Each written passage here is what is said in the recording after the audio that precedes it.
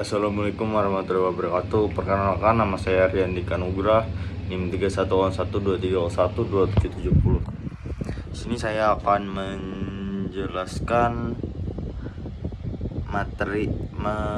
kembali materi yang kemarin Bapak jelaskan. Materi kedua yaitu computational thinking.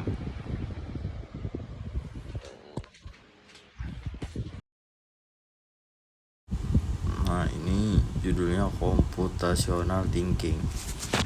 Langsung saja kita ke materinya. Apa itu computational thinking? Computational thinking atau berpikir komputasional adalah proses pemecahan masalah yang melibatkan serangkaian keterampilan dan teknik untuk menganalisis dan mengatasi masalah yang kompleks. Ini bukan hanya tentang pemrograman atau ilmu komputer, tapi juga cara berpikir yang dapat diterapkan di berbagai bidang. Ada 4 komponen computational thinking, yaitu dekomposisi, abstraksi, pengenalan pola, dan desain algoritma. Nah, ini penjelasan tentang dekomposisi. Dekomposisi adalah proses memecah masalah besar menjadi bagian-bagian yang lebih kecil dan lebih mudah dikelola. Misalnya, jika Anda ingin merancang aplikasi, Anda bisa mulai dengan membagi proyek menjadi bagian seperti desain antarmuka pengguna, pengembangan backend, dan pengujian. Dengan cara ini, setiap bagian dapat diselesaikan secara terpisah sebelum menggabungkan menjadi satu kesatuan.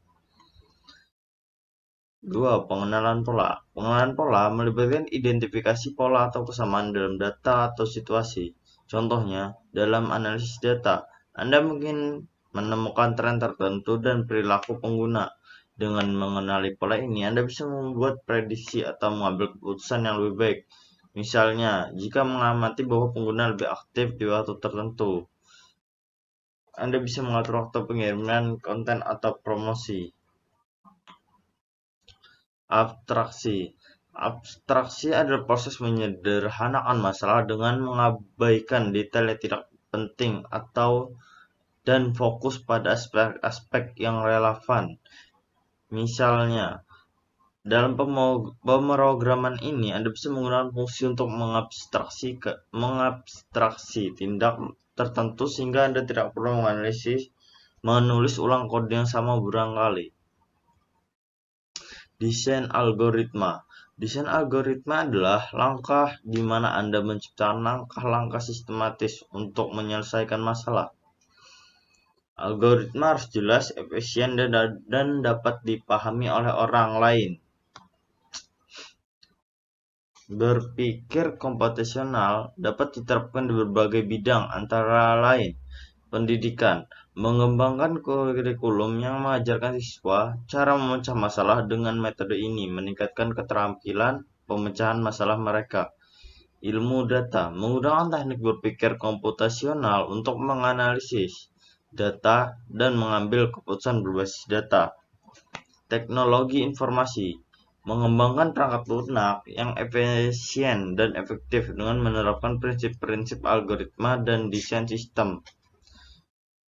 Kesehatan, menganalisis data kesehatan untuk menemukan pola dan mengembangkan solusi untuk masalah kesehatan masyarakat.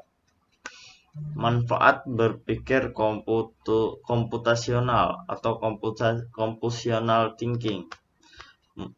Meningkatkan keterampilan pemecahan masalah. Membantu individu mengatasi tantangan dengan pendekatan yang terstruktur. 2. Mendorong kreativitas.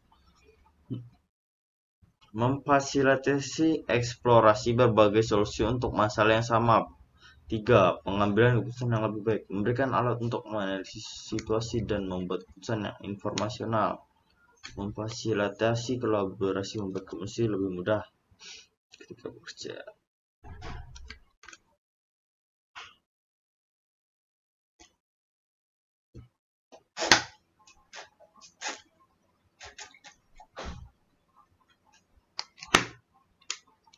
Kesimpulannya ini, berpikir komputasional adalah keterampilan yang semakin penting di era digital ini.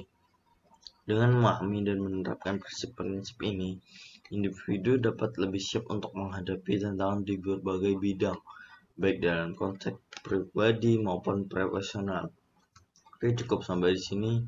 Saya Riandika, saya akhiri. Assalamualaikum warahmatullahi wabarakatuh.